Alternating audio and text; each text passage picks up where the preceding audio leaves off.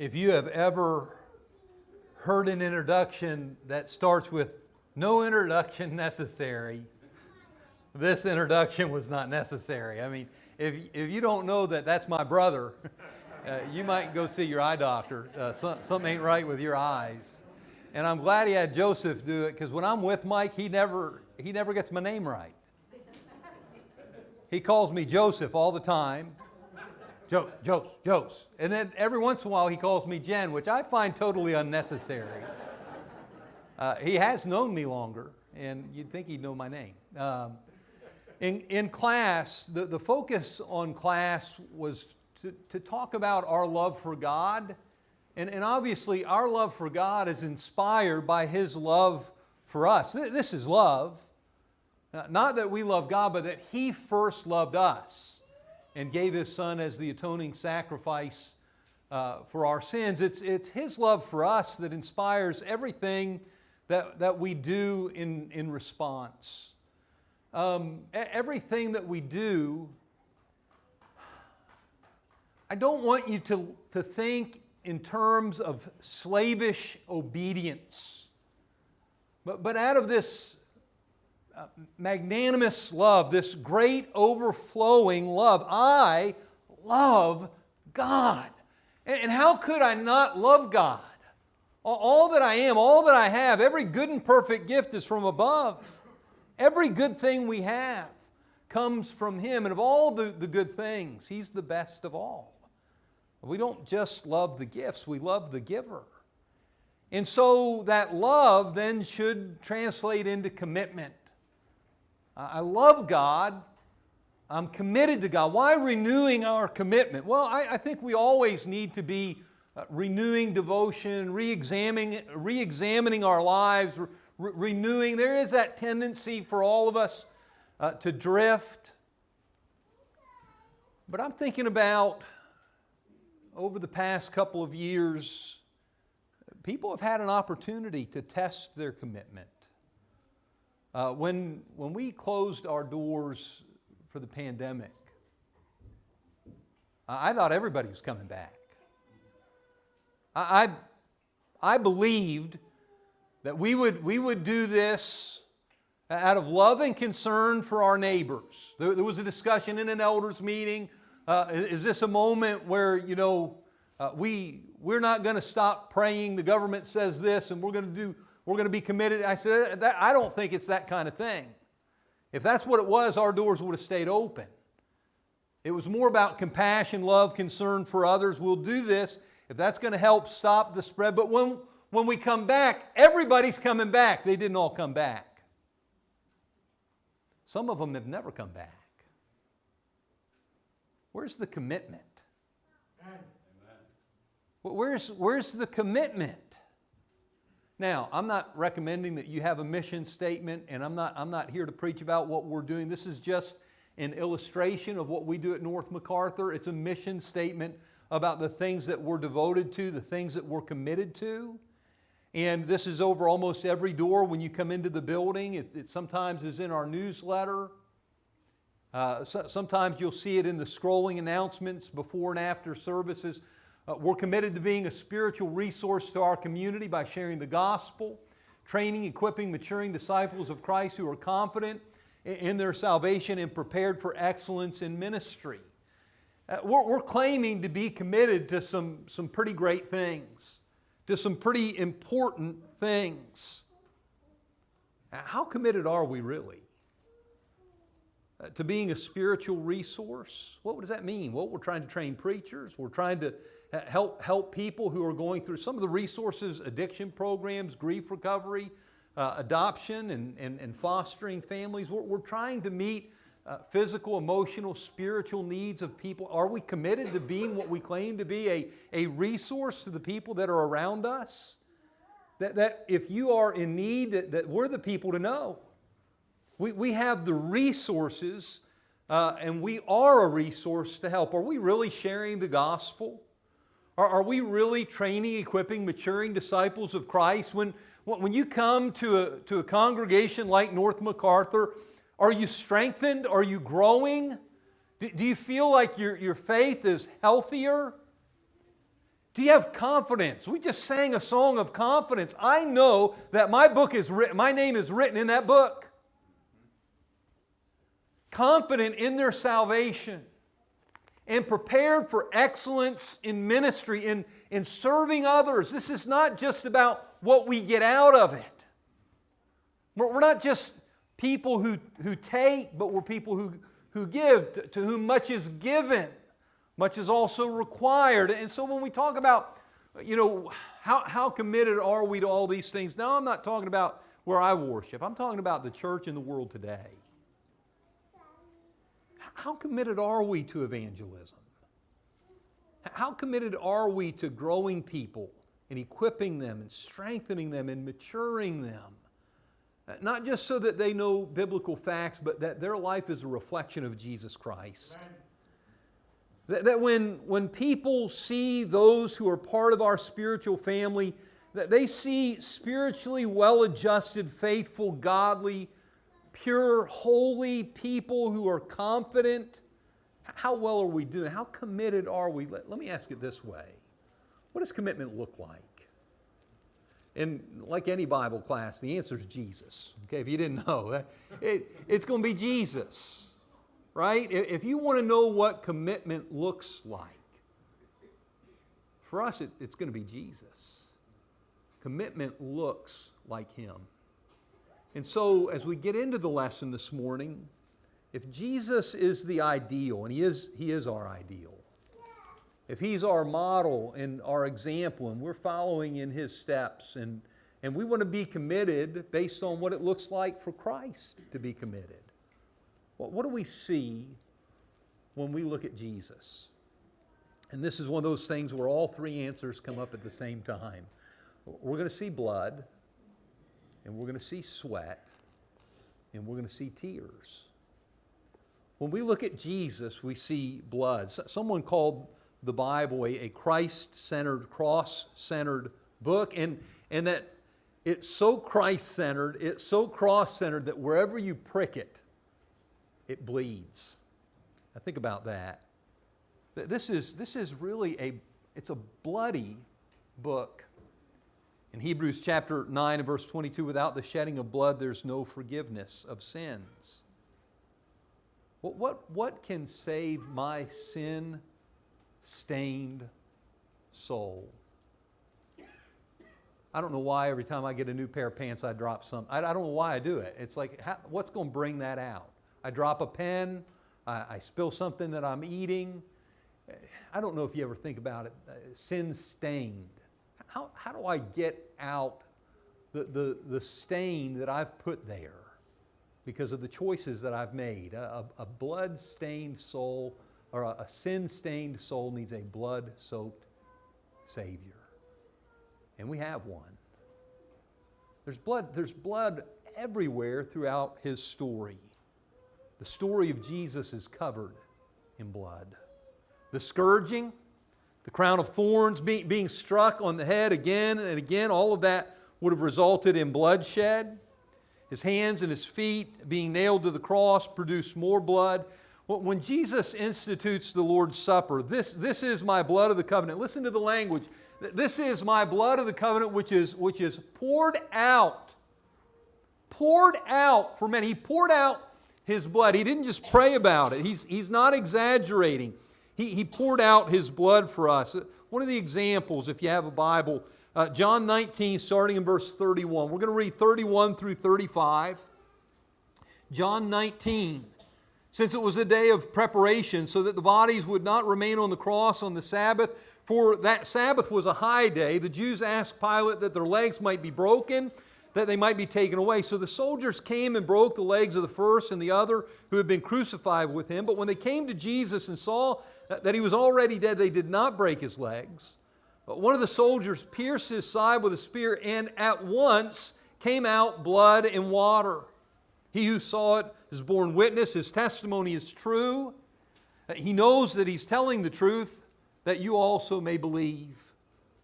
Well, when the soldier pierced the side of Jesus with a spear, but blood and water come out. What does commitment look like? It looks like Jesus. How committed is Jesus? He's so committed that He gave up His life. He's so committed to the purpose and to the plan of God that He poured out His blood. If you want to know what it looks like, what does it really look like for me to be a committed Christian?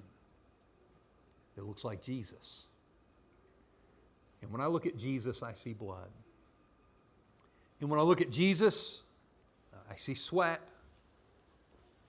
Isn't it interesting?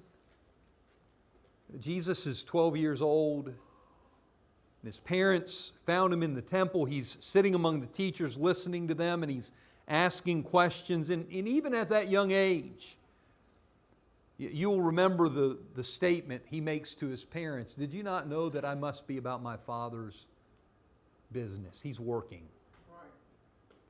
He's already working. I think one of the things that we need to do with our young people, obviously we want to win their hearts and we want to fill their minds, but then we want to put their hands to work. And the sooner the better. And this is one of the wonderful examples that we have when we look at Jesus. Even as a 12-year-old boy, he understands there's work to do. And he's doing it. In John 4:34, he would tell his disciples, my food is to do the will of Him who sent me and to finish His work. In John 5:17, my Father's been working until now and I've been working.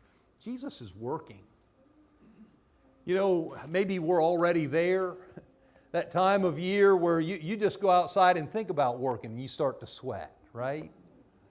And have you ever, you're mowing the yard or you're trimming, the hedges and what happens? You're dripping. Sweat is just dripping off of you. And don't we have a story just like that? We know what physical exertion does. And think about these familiar stories. You know the stories. You know about Jesus on the cross. You know about the blood. We just talked about Gethsemane in our Bible class this morning. So as we look, Luke 22, verses 39 through 44, He came out and went, as was His custom, to the Mount of Olives, and the disciples followed Him. And when He came to the place, He said to them, pray that you may not enter into temptation. And He withdrew from them about a stone's throw, and He knelt down and He prayed, saying, Father, if you're willing, remove this cup from me. Nevertheless, not my will, but yours be done. And there appeared to Him an angel from heaven, strengthening Him. And being in agony, he prayed more earnestly. And listen, his sweat became like great drops of blood falling to the ground. There are two words, the word agony and earnestly. One describes how he felt, the other describes how he prayed. Jesus is in agony and He's praying earnestly. It was with loud cries and tears that he prayed to the one that could rescue him from death. Some of you know that feeling. Some of you have been in agony for a dying loved one and you prayed earnestly. You were wrestling in prayer with God. You've got a child, a son, a daughter who has left Christ and left the church, and you're in agony and you prayed earnestly. Jesus is in agony. Jesus is praying earnestly, and He's so emotionally and physically, everything's invested in this prayer, and He starts to drops just like blood. He's sweating. What does it look like? There's a lot of stuff going on out in that world, and we don't like the darkness, but we're the light of the world. Amen. There's a lot of disgusting, just rotten stuff going on in the world, but we're the salt of the earth. And it's not enough to sit in a building like this and talk about how bad it is out there. We need to be committed to making a difference in this world. That's what we are. Right. We're to be the influence to taking God to this dark, lost, rotten world. How committed are we? Where's the blood? Where's the sweat? When we look at Jesus, we see tears. We see tears. It's 2007. I was at the Harding University lectures. Virgil Fry was supposed to be one of the keynote speakers. Now, I didn't read this somewhere. This is to the best of my recollection. It's how I remember it, okay? His wife was battling some form of terminal illness. He canceled that appointment. He wanted to spend as much time with her as he could in the days that they had remaining. But he was invited back that following year, less than 1 year after his wife passed away. And they gave him this title, "Where is God when my heart is breaking?"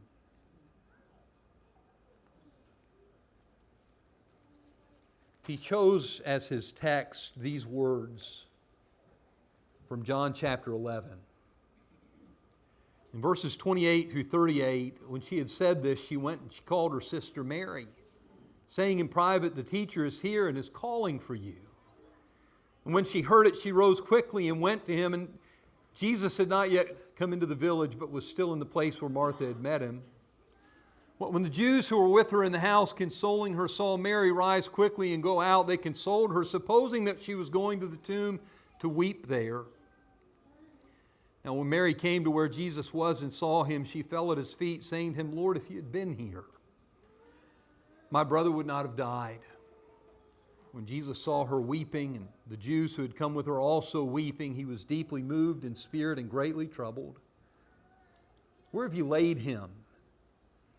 They said to him, "Lord, come and see." And you know these two words. Jesus wept. And the Jews said, "See how he loved him." But some of them said, "Could not he who opened the eyes of the blind man also have kept this man from dying?" Jesus, deeply moved again, came to the tomb. It was a cave and a stone was laid against it. You know that Jesus loved Mary and he loved Martha and he loved their brother Lazarus. You know that Mary and Martha are weeping because Lazarus has just died, and you already know the end of the story. You know Jesus is going to say those simple words, "Lazarus, come out." And the man who had died came out. But here's what Virgil Fry said about that story 1 year after losing his wife. He said, "Which would you rather have? Would you rather have a God who has the power to raise the dead? Or would you rather have a God that weeps?" And then he made this statement very simply. He said, "Aren't you glad you don't have to choose?"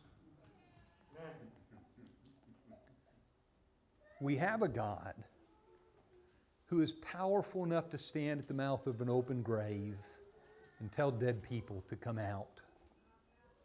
Then there's no debate and there's no discussion. They get up and they come out. But we also have a God.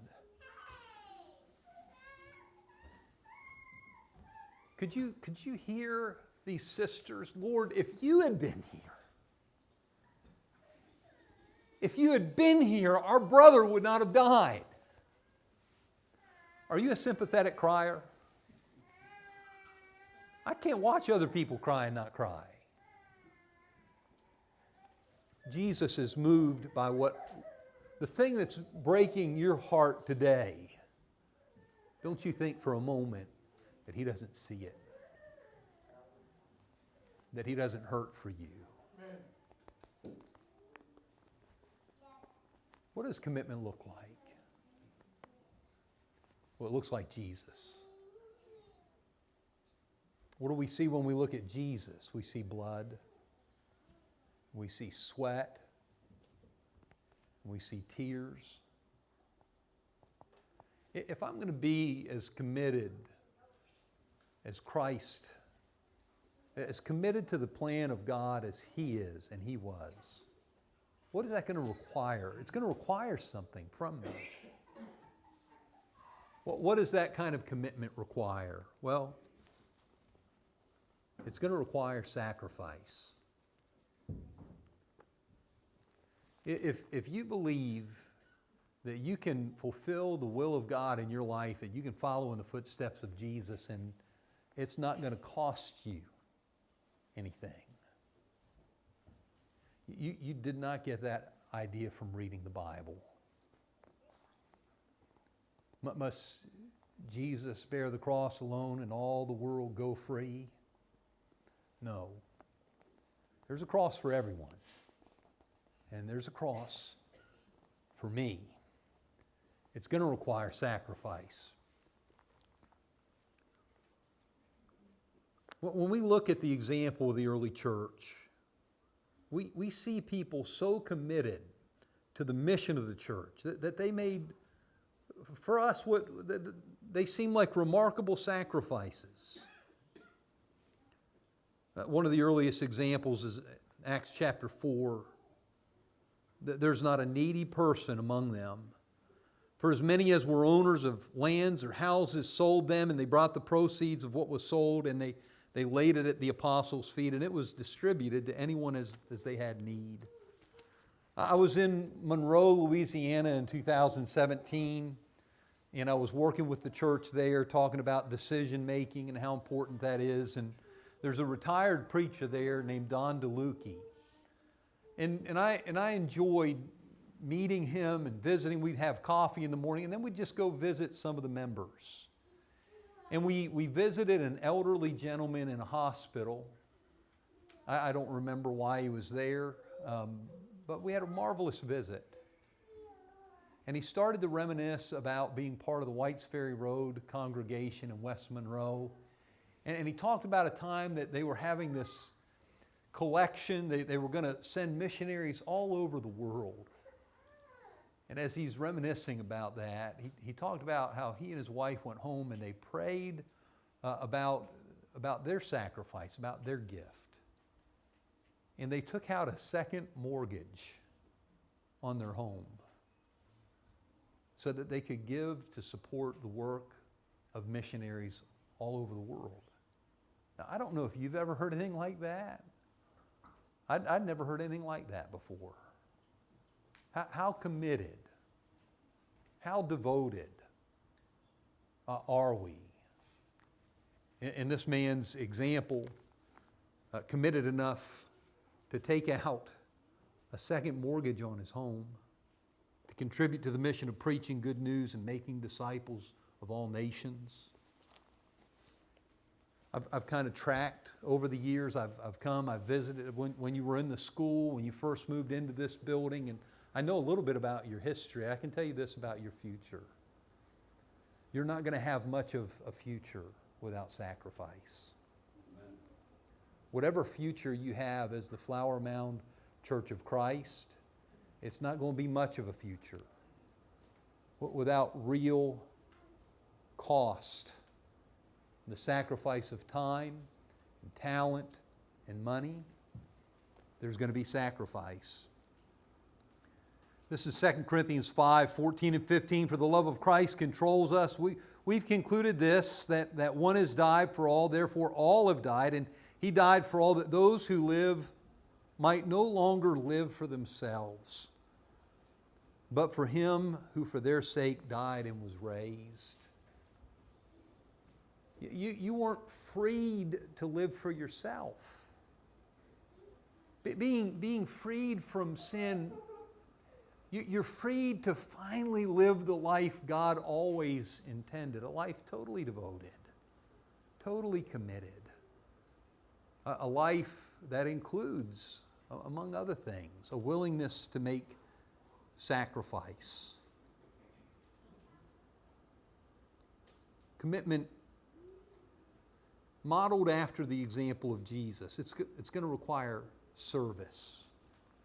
There's a young man that was converted at North MacArthur. We trained him. He was married there, and then he went to North Carolina for his first full-time job. I think he may have been 5 months into ministry, and I called him and I said, Trey, what's the best part so far? And he described a man in the congregation that had bone cancer and it spread to his brain. And he talked about how he and his wife and their little boy Jeremiah, he said, we go every Sunday afternoon. And we visit him and we sing together and we take communion with him. And he said, I give a little lesson and he needs somebody to come and sit with him during the week. And I go to his house one day a week from 9 o'clock in the morning to 1 in the afternoon. And he's just telling me this story. And he goes, I guess the best part so far has been the service. And I thought, isn't that great? Because when I asked that question, I didn't have an answer in mind. I just wanted to know, what have you enjoyed? But he said, the best part of ministry so far, it's been the service. And can I encourage you that if you're a person who is used to other people serving you, and that your experience in the church has been how remarkably well they take care of all your needs, become a person who's doing that for other people. Be one who not only sacrifices, become one who serves. When Jesus is quoted in Acts 20, verse 35, we don't find this in the Gospels, but we find it here in Acts. It's more blessed to give than it is to receive. And if you're not a giver, you're missing out on the best part. You're not growing in maturity and commitment the way God wants you to. This idea of Christ-like commitment, it requires genuine service to others. And I believe that service really is the best part. I want to encourage you to dream about what that looks like in your life. Don't just listen to a lesson, but really start thinking about what kind of sacrifices can I make? How can I start serving God by serving others? What are things, opportunities that are around me every single day? And I can be a servant to God. Okay, can I make a quick thought here? This is not on the outline, but I want you to take this to heart. There are mothers who are exhausted, they're raising children, and they say things like, I'm just too busy right now to get involved in the work of the church. What do you think you're doing? This season of life with your children, this may be the greatest work you do for the Lord. Some of you have aging grandparents, and you've entered into a season of your life where your life is about being a caretaker for somebody else. And I've heard people say things like this. I'm so busy taking, my dad has Alzheimer's, or my mother, has some other, declining, ongoing disease, and I'm a full-time caregiver and I can't be involved in the work of the Lord. What do you think you're doing? You're making sacrifices. And you're serving in such a beautiful way. And you know what? A lot of people don't know. They don't see it. But God does. God sees what you young mothers, young families are doing. God sees the energy that you caregivers are providing. You're committed. The last thing I want you to think about is that it requires compassion. And I want to try to tell you this story. I saw it on YouTube. David Faraday, he's being interviewed by a man named Ken Rockburn. Those who may not know, David Faraday, I didn't know he was a drug addict. I didn't know he had been an alcoholic. I knew that he played golf on the international level, went on to become a well-respected golf analyst for CBS Sports and other networks. Early in the interview, Faraday explained that there was a point at which he was drinking, this is hard to believe, 2.5 bottles of whiskey and taking 40 Vicodin a day. And the interviewer, again, his name is Rockburn, he says, can you remember the day you quit? Do you remember that day? And here's what he said. He said, I was in the Prince Edward Island in the Maritimes. I was doing a made-for-TV match. It was Tom Watson and Jack Nicklaus. And I interviewed Jack in the clubhouse. He was there with Barbara, and I got Tom in front of the camera. I was at the very lowest point in my life. I think I'd had enough. All I could think about was the pills in the bottle in my room, and I hated the fact. I hated the fact that I relied on them, and I was just so badly depressed and addicted, and it was the only thing in my life that mattered. He said, Tom Watson was sitting across, the camera was right here, and I asked him the first question, and he put his hand over the lens, and he said, you're not well, are you? He said, I didn't know what to think. I said, no, I'm not. How do you know? He said, I can see it. I can see it in your eyes. He said, what do you see? And the reply was, I see my reflection. Now listen, he said, I was at the bottom of this dank, slimy, cold hole in the ground. And his was the first warm, dry hand. When I finally reached up, helped me out of it. You're going to meet people like that. You're going to meet people that feel like they're in a dark, slimy, cold hole in the ground. Now, they got themselves into it. They don't know how to get themselves out of it. And you know what they're waiting on? One warm hand to lift them out. Folks,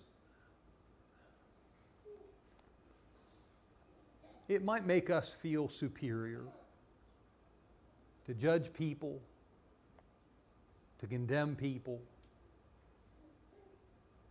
to be disappointed in people, but this world doesn't need our judgment and our condemnation and our disappointment. What they need is our compassion. What they need is for us to be compassionate enough to get down in the mess and help them out.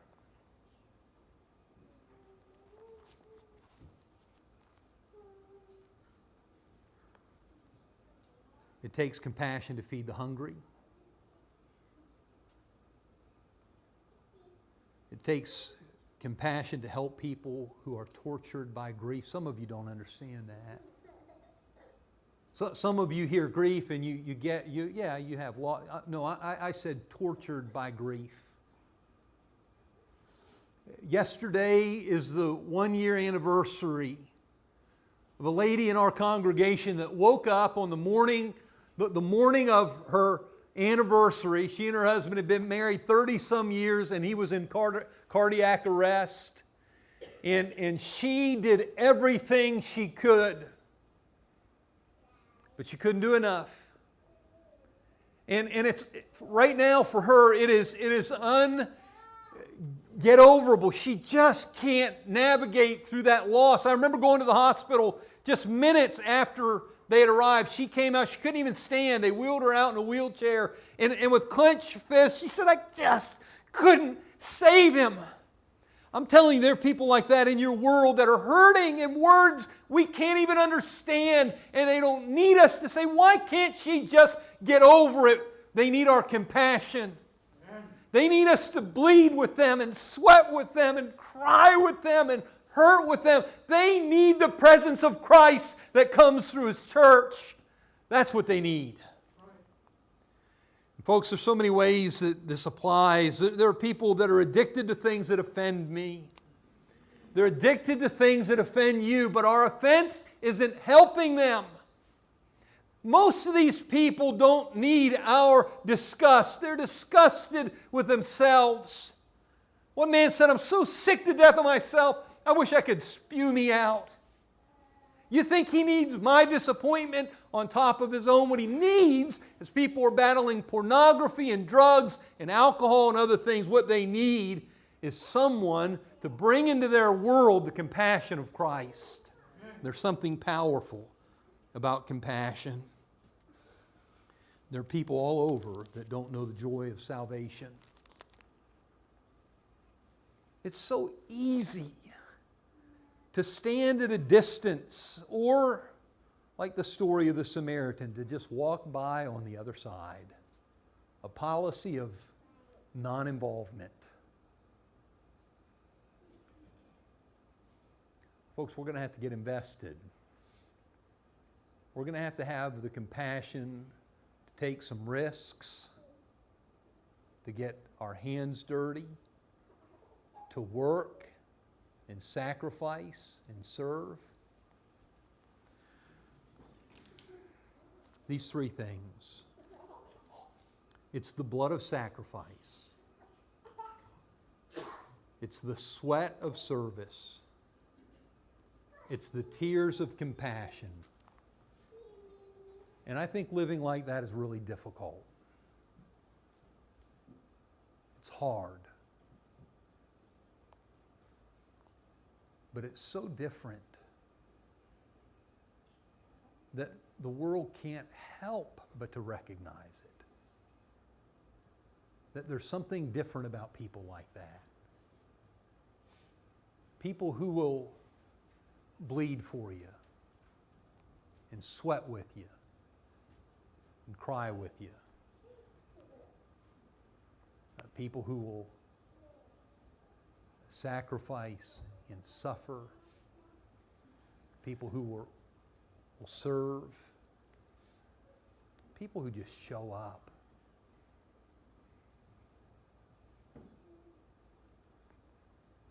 How committed are you? What would it look like in your life? What would the renewal of commitment look like for you? Now, I don't think you have to come publicly to renew your commitment. You can do that. I often do. Just sitting right where you are, you can make a commitment of things that you're going to change in your life. But sometimes when we make a public declaration of repentance, the need for restoration, or just this idea of renewing. It's not that we're not committed. Sometimes we get distracted, and we need to make a renewed commitment to the Lordship of Jesus Christ. And maybe there's somebody like that today, and it's not a matter of you are subject to the Lord's invitation. And for some, sitting there is not an option. You've got to come to Jesus as we stand and sing.